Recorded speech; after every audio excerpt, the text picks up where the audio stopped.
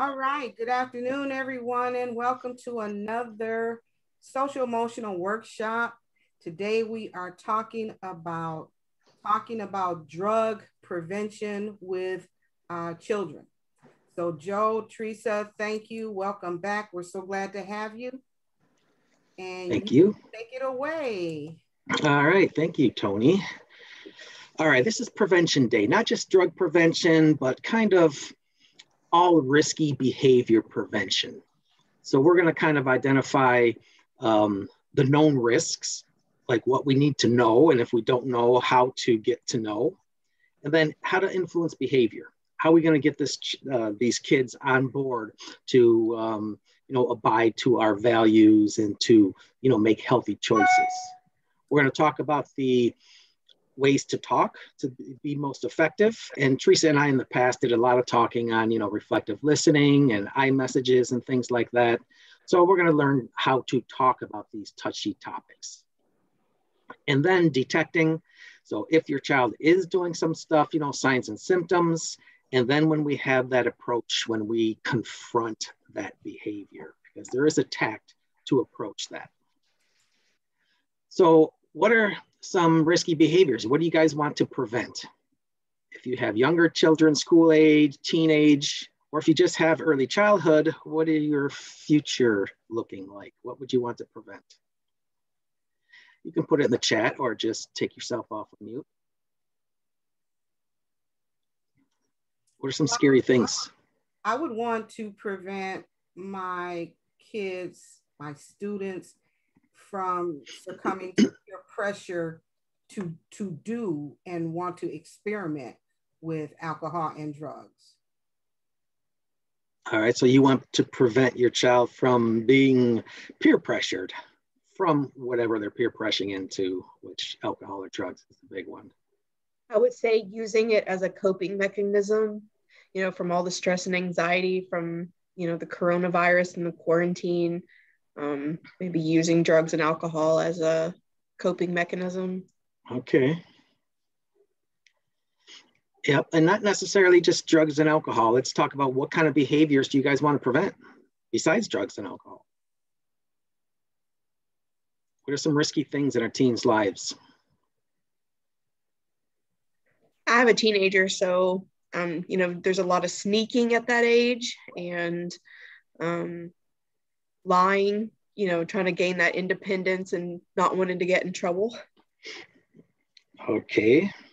Someone else said, prevent them from being dishonest with us, preserving open lines of communication and honesty. And then someone else said, stealing, vandalism. All right.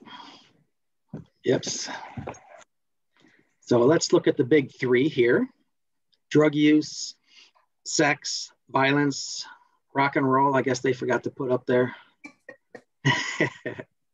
But there's a whole gamut there. This isn't an all-inclusive list, but it does pretty much cover a lot of the things that you guys mentioned, as well as, the ATOD, which is alcohol, tobacco, and other drugs, any type of that reckless sexuality.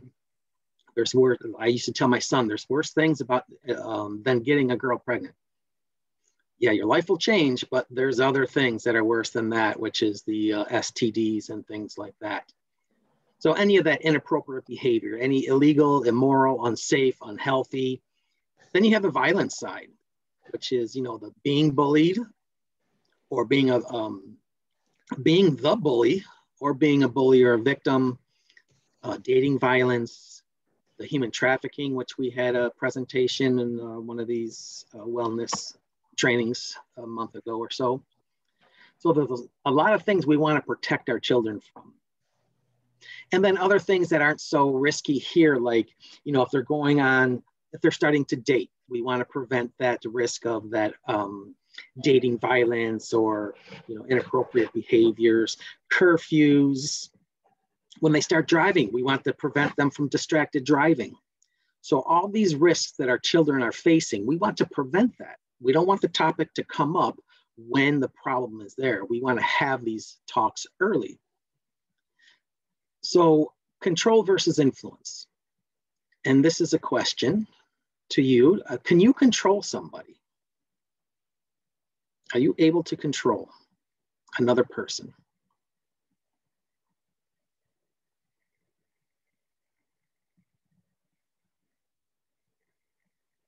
And I would say you can suggest, but they don't have to listen. Yeah. Well, sometimes people say I can control them, maybe. You know, you control everything they do, control their friends, their schoolwork, their curfews, their bedtimes, their wake up times, their brushing. Some parents think that they can control everything or want to control everything, but control is 100% power. And you can only have control over somebody for a certain period of time if you're able to get that control.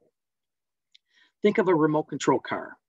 You have total control over that car. Whoever has a joystick could move and do whatever they want. But then that person has no autonomy. They're not learning how to take responsibility for themselves and how to make decisions. So if you can control somebody, I don't know. And if you can, you're only going to be able to do it so long until they want some independence and some power.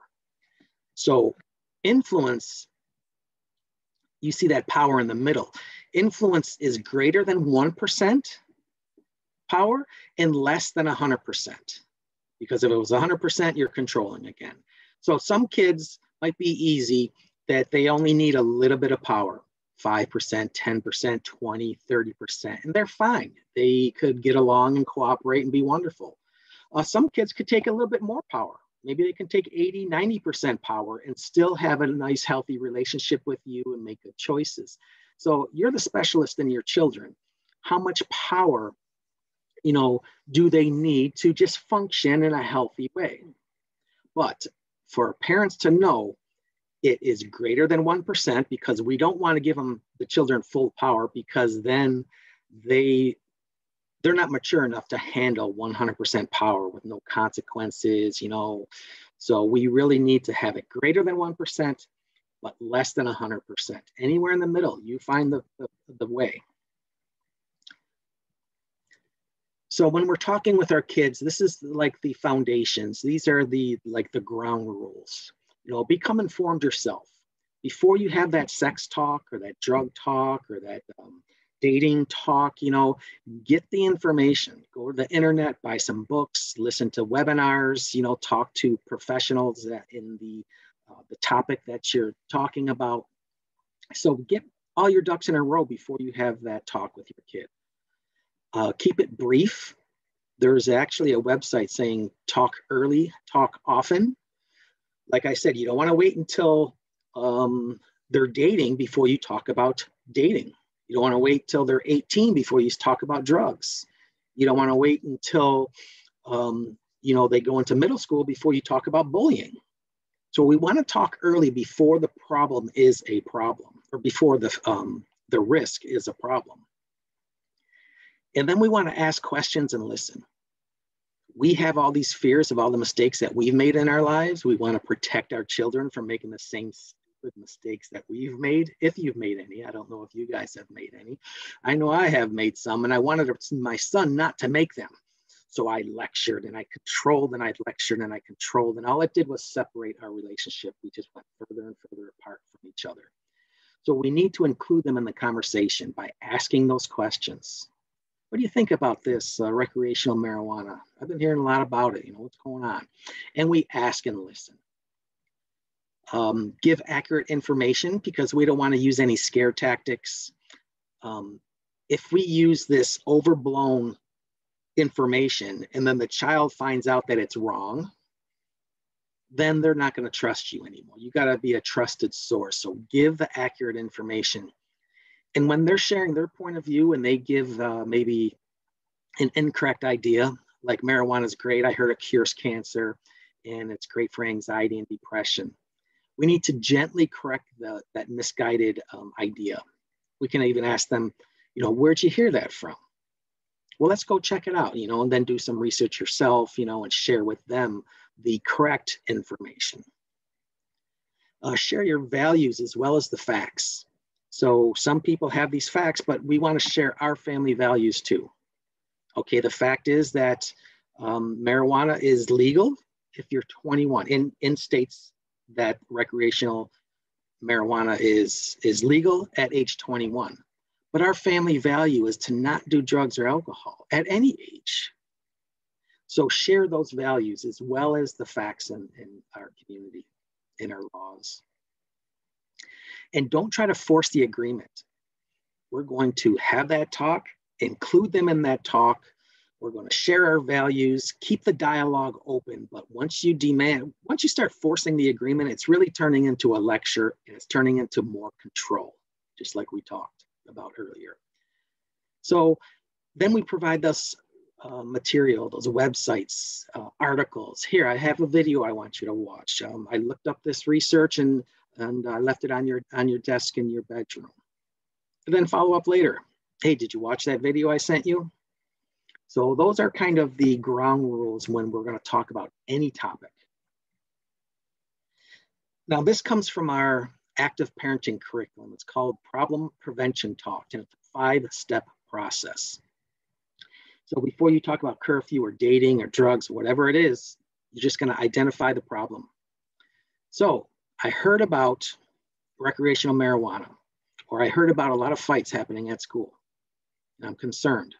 That's number one. You just open up the topic and communicate your concern with that I message. I'm really concerned about, kids using marijuana or a lot of fighting, at the parks and at school. Number two, share your thoughts and feelings. Let the child go first. What are you hearing? What is your view? What's your opinion on this? Ask those open-ended questions and let that child talk. Because if it turns into a lecture, they turn off their ears and you can have the most wonderful information, but it's not landing on any receptive minds. So let the child go first and just reflect. Oh, all right. So you think that marijuana is great, it cures cancer, and there's nothing wrong with it, it's natural. All right, where did you hear that? Just keep the dialogue going. Then after they have that chance to share openly and freely and safely, then we say, well, this is what I found. And then you share your thoughts and opinions on that topic. And then number three, so after everybody's heard, the children are heard, the adult is heard, now we're going to generate the guidelines. In this family, we have these guidelines.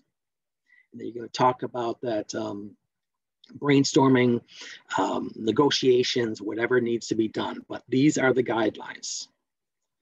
Decide on logical consequences for violating the guidelines. Sometimes if it's just educational, you're just having a talk with that child, then you really don't have to deal with logical consequences right now. But if that problem is right now, it's happening in the present, and you have this talk, yes, you can throw those logical consequences. If this happens again, this is what's going to happen. So you can choose not to use, or we can go and see a counselor or go to a drug education program, whatever the consequences are. And we'll talk about more of the consequences towards the end. And then the follow-up later. Hey, I've noticed. Thank you for abiding to our agreement. It really makes me trust you. So whatever topic you want, these 5 steps is a great way to have that communication and to communicate your values and such.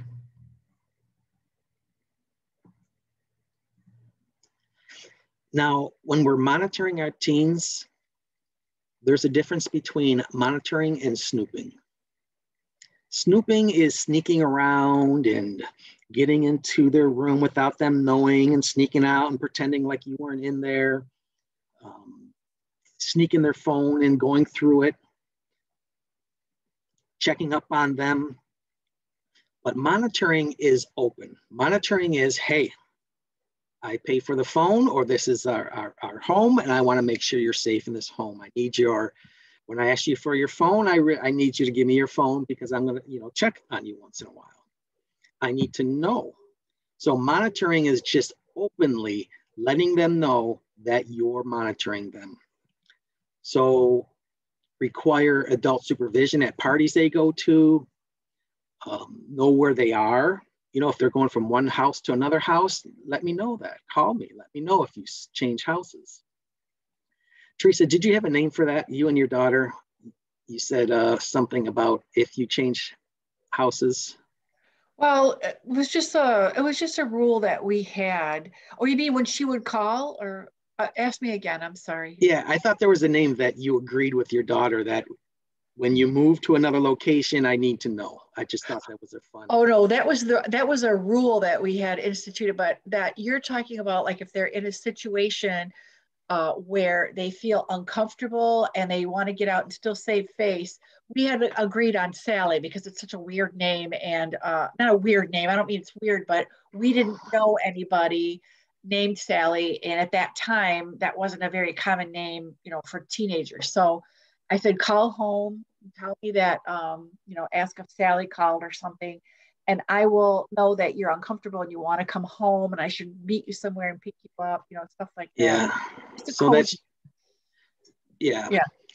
So monitoring our kids, letting them know that, hey, if you change houses, I need to know that you change houses. I need to know that you're safe.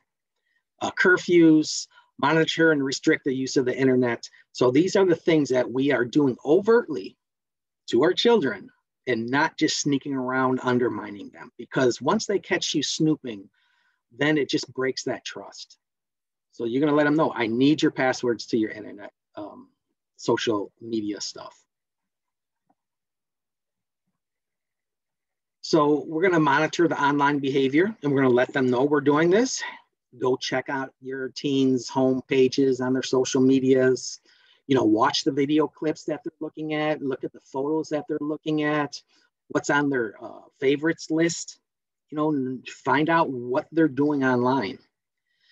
Check their friends' sites, see what their friends are posting, see what their friends are doing online.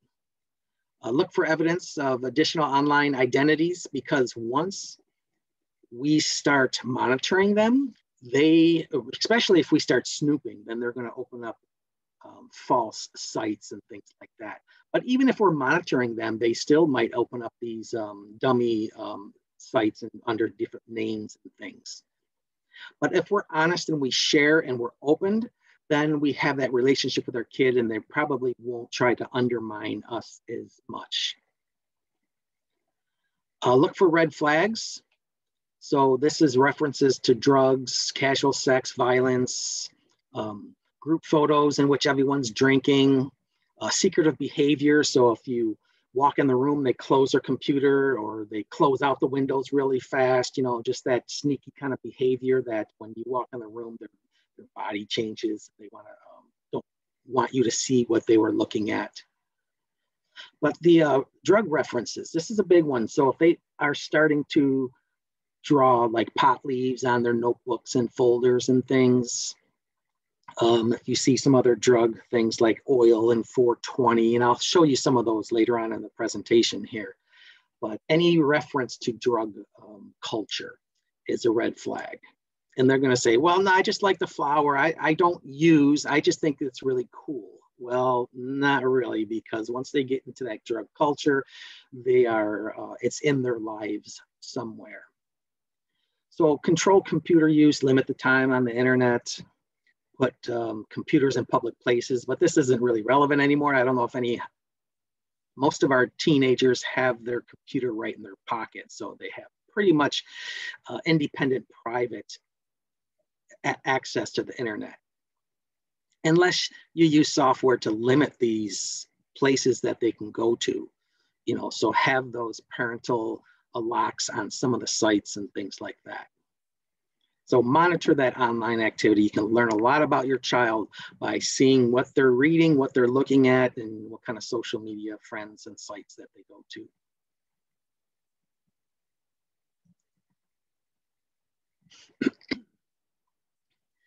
Now the keys to resisting peer pressure are these two keys here: courage and assertiveness. We really need to know or help our children become courageous and brave. And we do that by complimenting them when they make healthy decisions. I really like the way you stood up for your friend. You know, I really like that, you know, you made the right choice, even though it meant that you couldn't go to the event. You know, so anytime they do something, identify that they made the right choice. And we encourage them through the encouragement that we did in the self-esteem presentation, as well as some of the stuff that Teresa was talking about in her girl empowerment. But we want them to have the courage to make healthy and proper choices. It takes courage to tell the truth. It takes courage to walk away from a fight. It takes courage to make the right decision, even though it's going to be embarrassing and single you out. So we need to help our children have that courage to be strong enough to make those right decisions. And then assertiveness. Assertiveness for parents is tough, because when you have that strong-willed child that always says no and always kind of fights you back, we get frustrated because our authority is being threatened. But having that child, that strong-willed child, is going to be a very good attribute to stick up for themselves out in the real world. And if our child doesn't have assertiveness, we need to help our child build assertiveness. Teach them how to say no, how to say, that's not my thing, please stop asking me. So we need to help them do that. And to say no to peer pressure, to teach our kids that they should know their rights. You have the right over your body and what you put in it. You have the right not to do drugs. You have the right not to be touched. And if somebody does, then we're going to be able to be assertive and have the courage to do what needs to be done in that situation. And that's the next one, do what's right. Helping our children, know the difference between right and wrong, and make those right choices and not be pressured into that. Because a child who is discouraged, a child who has embarrassment and frustration and pain and feels like they don't belong anywhere, that's discouragement. And I'm not going to have the assertiveness or the courage to say no to cigarettes or drugs or sex or something in that nature. And that third one is helping your child develop comeback lines. So role play. Sit down with your kid and say, hey, what would you do if your best friend offered you a joint? Oh, that will never happen, Dad. Oh my gosh. And you're, well, I'm just curious. What would you do if that happened? Yeah, I know your best friend will never do that, but what would you do? What would you do if your boyfriend or girlfriend wanted you to have sex and you didn't want to? How would you handle that situation? So ask your child these situations and come up with these packaged comeback lines. Because when you practice ahead of time, when they're in that situation, they're stressed. When they're in that situation, they're embarrassed, they're scared. And if they have something pre-packaged, they can pull that out and use it. But if you don't practice them and they're in that situation and they're scared, they're embarrassed, they're stressed, they might do that drug or have sex just to get out of that uncomfortable feeling. So we really need to forward think before it happens. Your kids are going to roll their eyes. They're going to be embarrassed. They're going to say, oh my gosh, leave me alone. This is silly, but do it anyways, because they will remember it when they're in that situation.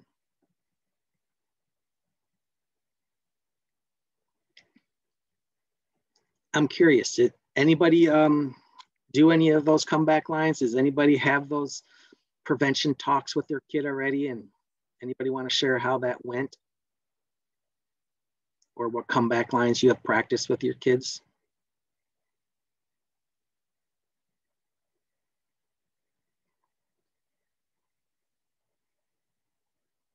Anybody have the big sex talk? The big drug talk? The violence talk? We've had drug and sex. How does it go? How does your kids receive that?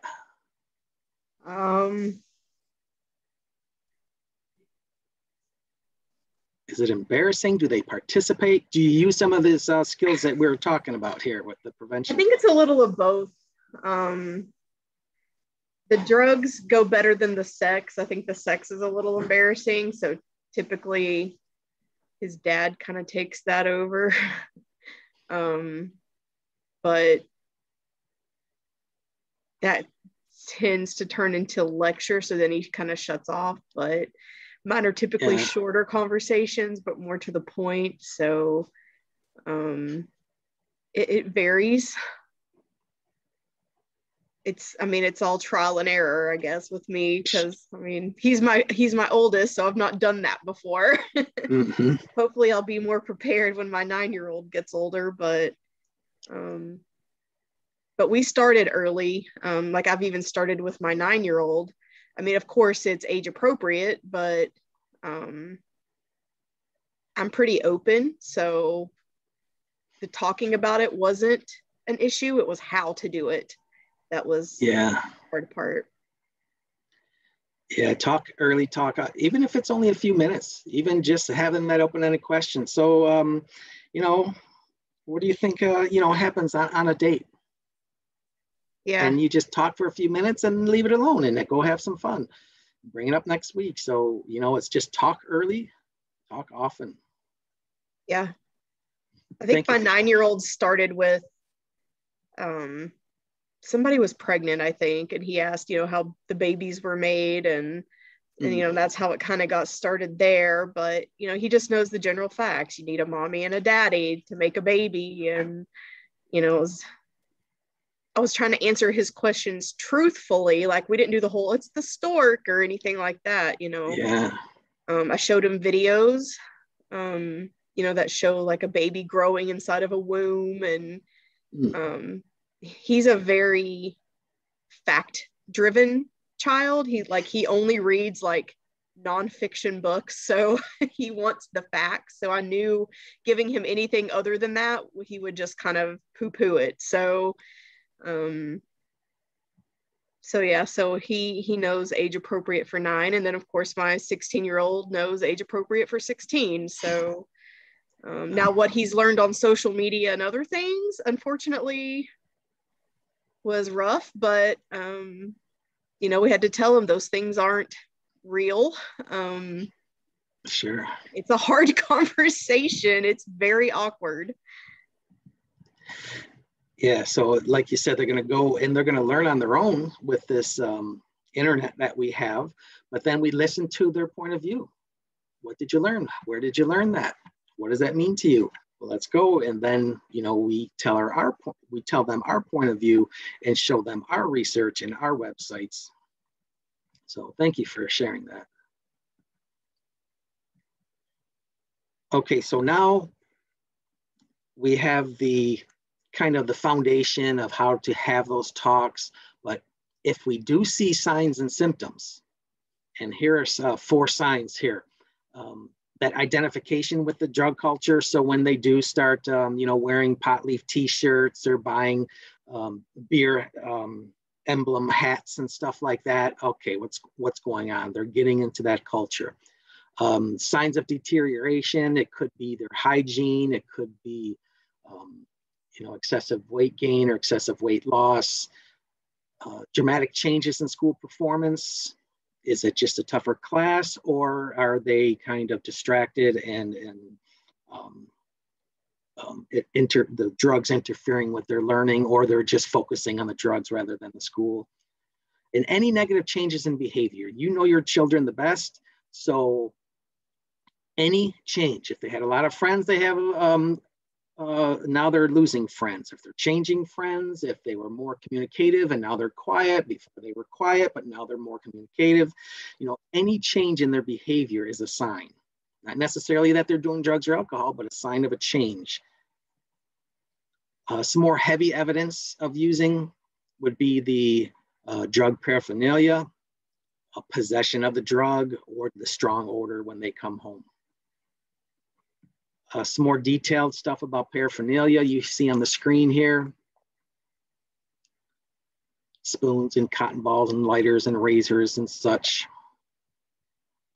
Here's those physical ones, changing the eating patterns or the sleeping patterns, physical appearance. Psychological, looking spaced out, paranoid, agitated. Any of these could be maybe a medical issue, but we still notice it and we still need to address it. Except the paraphernalia, of course, that's not a medical issue they're using. But any type of physical or psychological change, it could be drugs, or it could be a mental health, onset of a mental health disorder or challenge. So we do need to identify these things. And now there's this website, Hiding in Plain Sight, and I got some of these from there. So now, you know, if you do see some of these signs and symptoms, now what are you looking for? You're curious because you see some signs or symptoms. So now if there's medicine containers laying around, deodorant tubes, anybody know what deodorant tubes and shaving cream cans and shampoo bottles could be used for?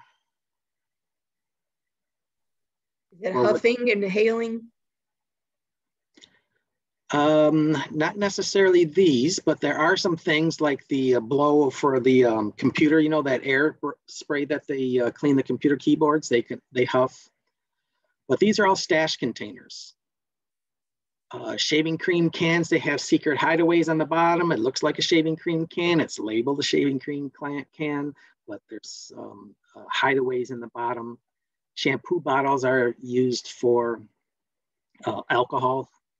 I'm not going to get too detailed in explaining these because I'm going to show you a video on them. Hairbrushes, battery compartments, they're all hide places. Now keep looking, because if there's a lot of maybe anti-diarrheal medicine, that could be a sign that they're constipated, because opioid use causes constipation. Look for empty gel caps. Burnt aluminum foil. So it looks like just aluminum foil, but you unwrap it and you see burn marks on it, black marks on it, burn marks on it. They're using it for smoking. And cotton swabs with missing cotton. Missing silverware, especially spoons. So they're taking the spoons out of your kitchen. Shoes with the laces removed. Anybody? Can I ask a question? Sure. Why is the cotton swabs with cotton missing? What are they doing with it? They could do a few things. It's, you know, they could use it as the alcohol swab to clean their arm. Cotton swabs are used for dripping in vape devices. You take the cotton, you shove it in the coils of the vaping device, and you put your vape juice on there, and they call it dripping. That's where the big clouds come.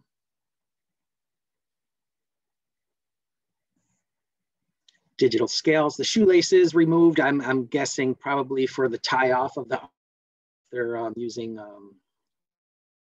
injectable drugs.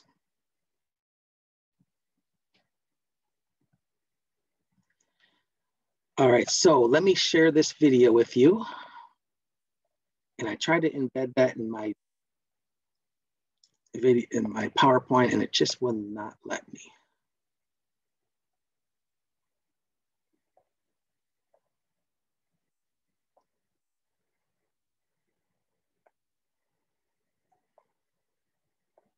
Let me share my sound this time. Okay, let me know if you can hear the sound. This isn't just an innocent teddy bear, and these tennis balls are way more than just tennis balls. These two moms are finding out that drugs can be hidden in the most unlikely of places. Donna DeStefano has a daughter recovering from drug addiction, and Karen Stout has 3 teenage daughters. If we see little changes in behavior, a sudden unexplained drop in grades, maybe looking around the room and seeing something could give an explanation to that. DEA Special Agent Timothy McMahon says drugs can be found in unlikely places around the home. He enlisted the assistance of former drug addict Brian Alzate to hide the drugs around Donna's house. About that teddy bear. Undo a couple stitches and a perfect hiding spot for a little baggie of marijuana. Same with tennis balls. Just slit a hole in them and it's a perfect place to hide drugs. In this case, a hairbrush is more than just a hairbrush. The head slides off, turn it upside down and it opens up, and there you have a little baggie of marijuana. This looks like a tube of suntan lotion, but look again. You put a funnel in it and it holds liquor. And look at this. Drugs can be stashed in the sweatband of a baseball cap. As for your daughter's lipstick, well, it could really be a drug pipe. If it's in a makeup bag or in a purse, just looking in at it, you just think it's just a regular tube of lipstick. Brian says he used to hide drugs in a container of protein powder. Another place to hide narcotics is to cut a slit into the backpack straps. What we want you to do is go through the room. It was time to put these moms to the test. Could they zero in on where drugs were concealed? They discovered the drugs in the teddy bear. Uh-oh. Soda doesn't sound like that. And what looked like a can of soda surprised them. The top twists off to hide drugs. Oh my God, look at that. Also, beware of sneakers. Well, you just put your hand in and you're feeling around to see if there's anything. All you have to do is pull up the sole. Oh, we didn't do that. And We just a couple little baggies of marijuana. Right. And here's a real shocker. When you guys were looking, you were looking around the bathroom. Right. But I don't think you got what was We over didn't lift here. the lid or look behind. Take the lid off. Oh, look You at have that. a little container just floating on, sitting on top of the water. Wow. I cannot believe the everyday things that are in your home that can be something not innocent and you think that it's totally innocent.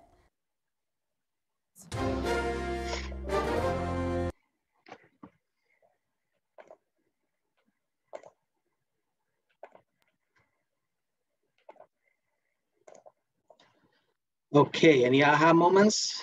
Any, wow, these kids are really smart moments? This website right here, take the quiz. It's wakeupcallroom.org is the website. And you could take a quiz. You go through, they show you this kid's room and you would have to check off the things that you think are marijuana hiding places or any drug hiding places. It's a fun little quiz to take. I checked off a lot more things than I was supposed to get 100%, but I'm telling you, you can hide drugs anywhere behind. They take drugs behind a poster. You have the poster on the wall and they got drugs taped behind the poster or in the battery compartments of anything, their PlayStation.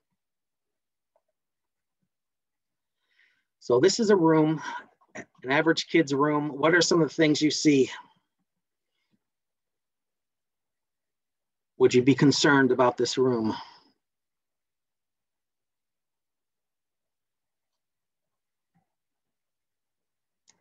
Anybody identify drug culture?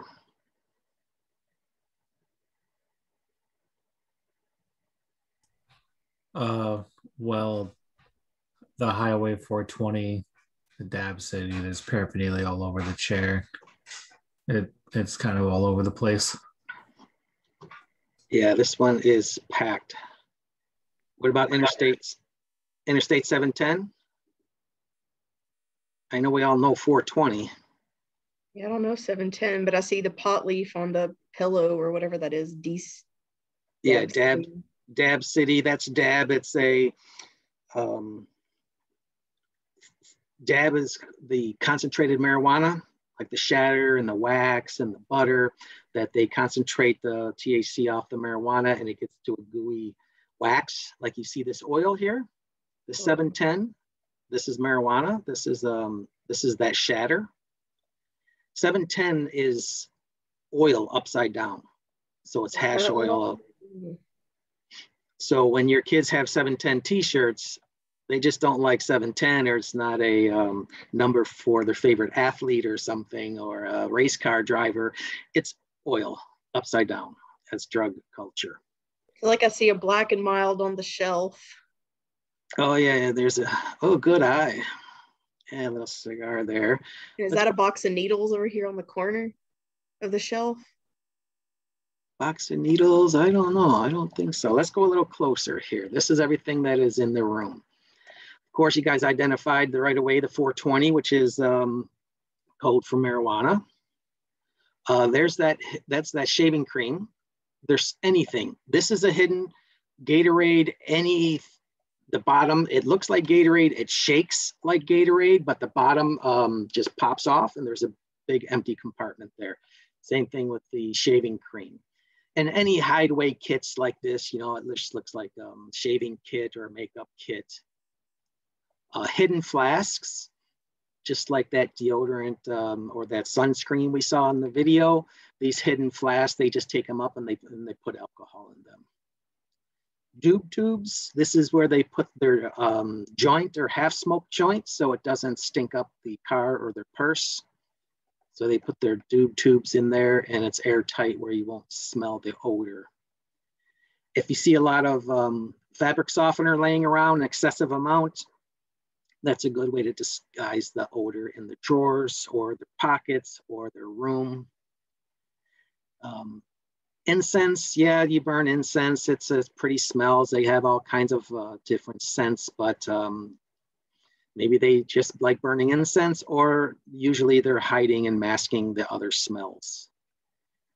This sploof here, this is fabric softener inside a toilet paper tube, and they put it on the end, and when they smoke, they blow whatever it is, tobacco or marijuana, into this sploof to mask the smell. You see a lot of ping pong balls laying around. That's for beer pong. Crushed cans. You can, if you see crushed cans in the car, on the floor of the car and stuff, just take a look in the middle of that crease. And if there's holes in it, that's how they make a pipe. They can smoke hash, they can smoke marijuana, they can smoke anything. They just put a dent in the can, poke holes in it, and put whatever they're going to smoke on top of it, and it's an instant pipe. You can make a pipe out of really anything, out of an apple. Those little trinkets that you saw on the bookcase of that kid's room there, you know, could any of these little cool little gadgets are pipes from a head shop. Purple drink, that's what they make the lean from, mixing it with Sprite or grape juice and such. And it doesn't stop there. There's, like I said, anywhere you could hide drugs, prescription drugs, alcohol, marijuana. So when you do find the signs and symptoms, and you do that search, and you do find drugs, well, now it's time to prepare to confront your child. You need to stay calm. I know where our heads are going to pop off, and we're going to want to control. We're going to want to just chain them up in the basement and never let them out. But we really need to stay calm. We have to know that it's not a failure as a parent. Kids are going to make stupid mistakes. They're going to experiment. They're going to get into some tough spots that they may not have known how to get out of. So it's not a failure as a parent. If you're married, if you have a co-partner, to talk together, maybe both be there for the talk, or at least decide together how you're going to handle it. Do not confront a teenager or anybody that's under the influence of the drug, because it will never turn out well, and they probably won't remember anything that you talked about when you confronted them when they came home under the influence. So you can drop your iMessage, you can be very angry, you can just say, you know what, let's talk about this in the morning, and talk about it in the morning, because nothing good can happen when they're under the influence of drugs or alcohol. And think about your goals. Think about the consequences. Get your plan of action. I teach reasonable suspicion, drug-free workplaces, and they always say when you're going to confront that employee, you're going to call them in the office, and you're going to know exactly how that meeting is going to go. You know the plan. They're going for a drug screen, no matter what happens, no matter what excuses they use or whatever. So same with your teenager. When you confront them, have your goals in mind, have that topic, that conversation in mind, and have the consequences all laid out, because the kid is going to have a lot of excuses, a lot of smoke screens, a lot of red herrings where they're going to, you know, put you in different directions. So stay focused and have that talk. So let's watch a quick talk here. Well, it's not really quick. It's probably a 5-minute video, but I'm going to shave some off here. Let's see. I'm going to put it at about 140. And we'll see a mock scenario of a shakedown of these two parents with their kid. relationship for no reason. However, if you see clear signs of trouble, particularly if you find signs of the use of alcohol or other drugs in your teen's appearance or behavior, then you have reasonable cause to search his room looking for the drugs themselves or drug-related paraphernalia that you'll need in order to confront your teen. If you do find evidence of drug use, resist confronting your teen when you're angry. Stay calm and plan your approach. Be sure that you time the confrontation for when your teen is not under the influence of alcohol or drugs.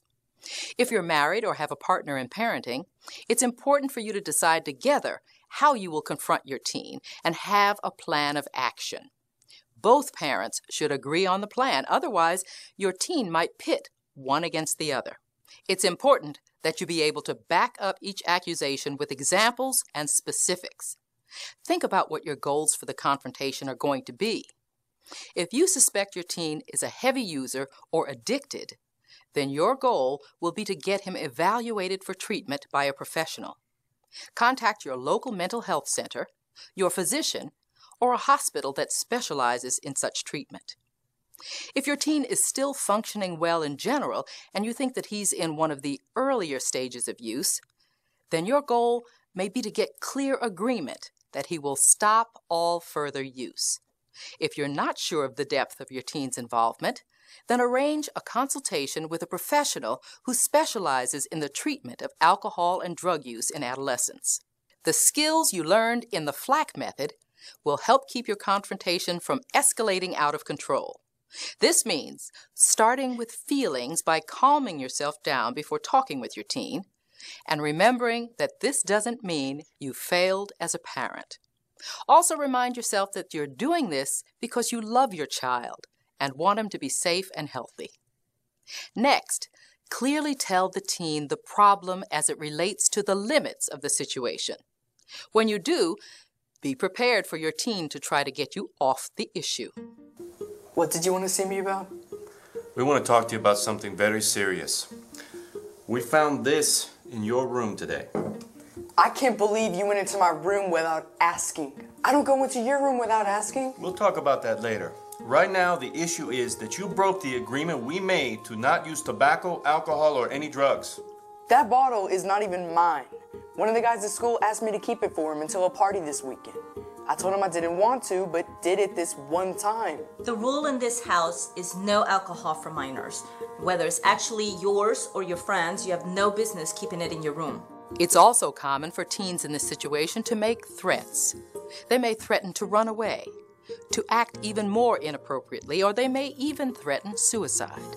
It's important to take each of these threats seriously, particularly when it's a suicide threat.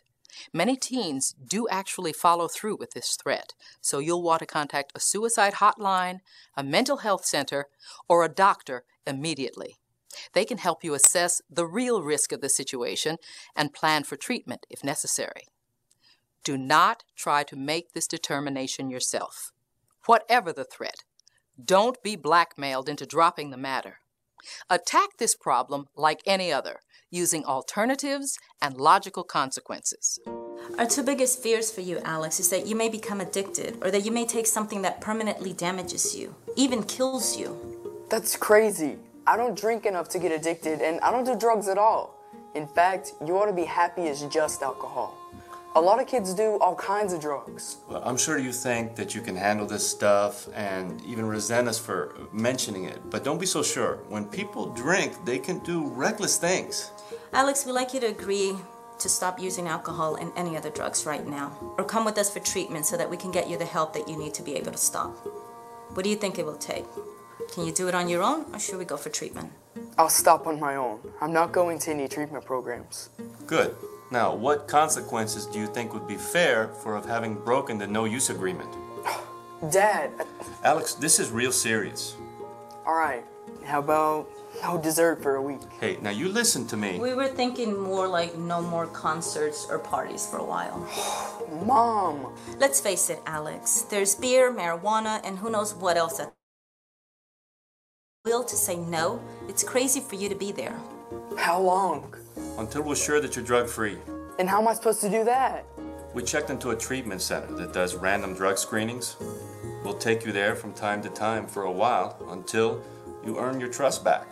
And then we'll talk about you going again. And since this is a family, the screening cost. Half? You can pay the other half out of allowance and savings. Keep in consequences to be effective, you must be willing to follow through. This means having the courage to withstand your teen's anger, attempts to make you feel guilty, and other manipulations. And again, if the problem persists, or if you are unclear about the severity of your teen's involvement, don't hesitate to get some professional help. Well, can I go? What, how long has it been? 2 months? At least. And I passed both drug screenings, and I paid my half. Plus, I did that silly role-playing how to say no with Mom. Come on, Alex. You loved it and you know it. Besides, you came up with some pretty great lines. Okay, but can I go? I promise. No drinking or other drugs. Well, your mom and I already discussed it, and we're very proud of the way you've handled this, Alex. So, you be home on time, and you honor your agreements, we'll give you a second chance. Great, thank you.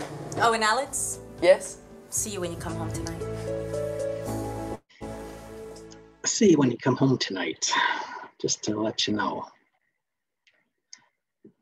Comments, concerns? Did you see when the dad was going to get angry when he asked for a consequence and Alex says, no dessert for a month or something, and he's, now do this in here, and then to say, all right.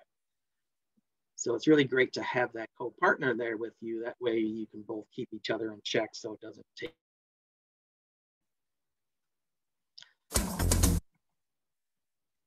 So she talked about the stages of addiction, where if they're just experimenting, you know, we can see that, we can have these talks out there.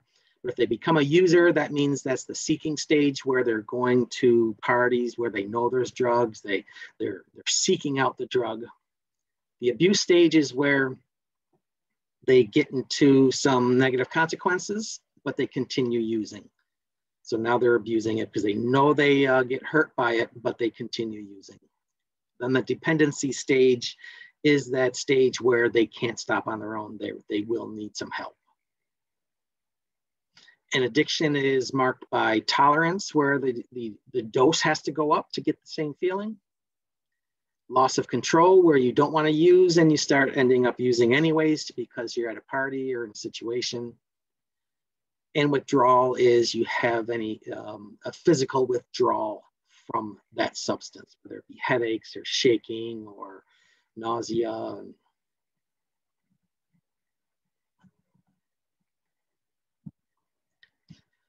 So some of the prevention programs that we do in schools in Macomb County, because we're funded by MCOSA, Macomb County Office of Substance Abuse. We have life skills classes, which we go in and do a 6-week program with the kids. Once a week, we teach a skill. Self-esteem, goal setting, decision-making, anger management, emotional management, communication. The second step is a program for bully prevention. It's more of how to work in groups and communicate and have healthy relationships. T3, this is a coalition kind of where teens that are focused on drug-free lives kind of meet every month and they talk about what they can do at school. They do community service. They do all kinds of cool activities. And they kind of promote drug-free lifestyles. No Resolve, this is a place that you can go to and share your teen struggles. So it's a place for teenagers where they can go and take this program and talk openly and safe. Now, some of the alternatives to suspension. So if your kid does get caught using drugs or alcohol, or the school catches them, instead of suspending them, you know, it's to mandate an anger management class, which is called PATS. Peaceful Alternatives to Tough Situations. And that is a 6-week class at the care agency. There's a parent component to this class where the kids go into the group and learn about anger and emotional management, and the parents learn the parenting skills. So your kid gets caught using drugs or alcohol, you sign them up for a teen intervene class. That is a drug education class for the teenagers. In-depth is a new program. It is a 4-session, 50-minute sessions apiece, and it is to help your teenager get off of. This is for people who are already using nicotine, they're dependent on nicotine, and it's a cessation program. Or early intervention counseling, just like they did at the dinner table in that video, that checked into a treatment center, outpatient, inpatient, extensive outpatient, they call it, where you go more than once a week.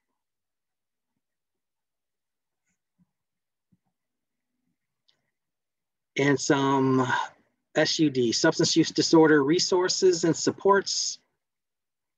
You can take a picture of the slide, Al-Anon, AA, FAN, Nar-Anon, Hope Not handcuffs.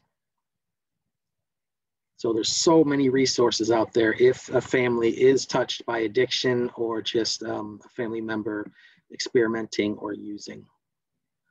This is some help for teenagers, kids under 18.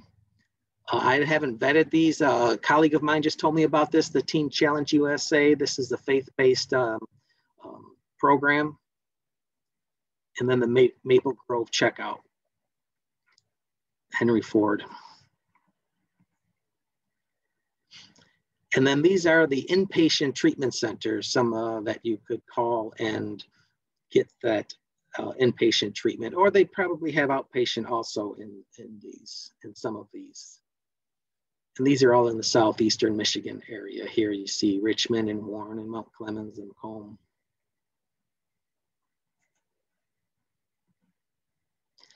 Now for your own education, when you are going to have these prevention talks, this is all of the reputable websites that you can go get that information from. SAMHSA, the CDC, National Institute of Health, NIDA, which is the National Institute of Drug Abuse, and then all those other government agencies. And whenever I put a PowerPoint together and looking for all the facts and the details, I visit all of these sites here for my research.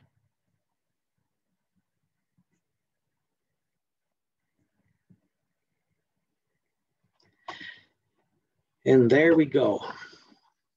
So, questions, interests, concerns? Did I scare any parents? Did I scare any parents of school age children, early childhood, of what teenage life is, how dangerous and what they get into?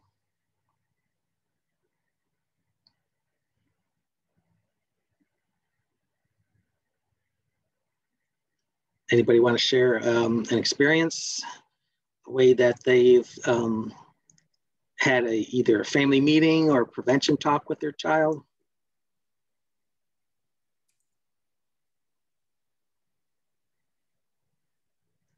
It's really important just to get that conversation going, no matter how short or long it is, once a week, once a month, once a quarter.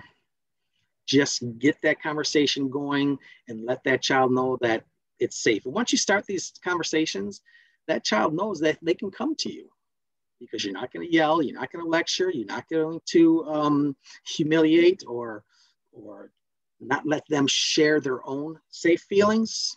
Let them know that they can have that conversation with you. And you're going to say, wow, that's interesting. I was going to say, my family started using, it's called Google Family Link. And we were having trouble with our teen with social media and stuff like that. But anyway, and just spending too much time on his phone. So it helps, it pretty much links his phone to mine and my husband's, or whoever you want it to link to. And you can control like things they're allowed to download, things they're not allowed to download, how long they can spend on the phone. You can set bedtime and wake up hours. You can pretty much do everything. It shows you everything they've done, every site they've been on, how long they spent on it. I mean, you can pretty much know anything. And he knows it's on there, so it holds him accountable.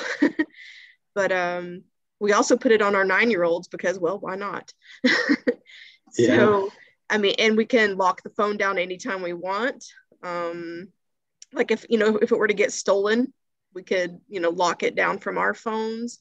If they lose their phone, you can actually send a ringer to the phone, even if it's shut off, and it'll make a noise. I mean, it's free. So it's really beneficial, and it's called Google Family Link. That's awesome. Thank you, Monica. Now, if you didn't have a healthy relationship with your teenager and you're monitoring them, say you're not snooping, you're kind of, monitoring them, and you didn't have a healthy relationship for some reason, you can put all these locks down, but then they'll just go and they'll undermine you and, use their friend's phone, or go to their friend's house for their inappropriate internet surfing and such. That's why it's so important to have that healthy relationship, talk openly, accept their feelings, and share. Just keep that communication and that safety open. We did worry about that, but, like you said, we had to have that conversation of, we trust you to come to us and blah, blah, blah. But I mean, there is no fix all. You just have to, help them where you can and hope that they make the best decisions after you talk with them. Yeah, that's all we could do. And sometimes they don't. Of course. Well, thank you. All right, folks. We will see you next Tuesday. Thank you guys for joining. Thank you so much, Joe, Teresa. Great presentation as always. On Tuesday, we are going to be talking about child nutrition and picky eaters. So thanks everybody for joining, and we'll see you next week. Have a great weekend. Bye-bye.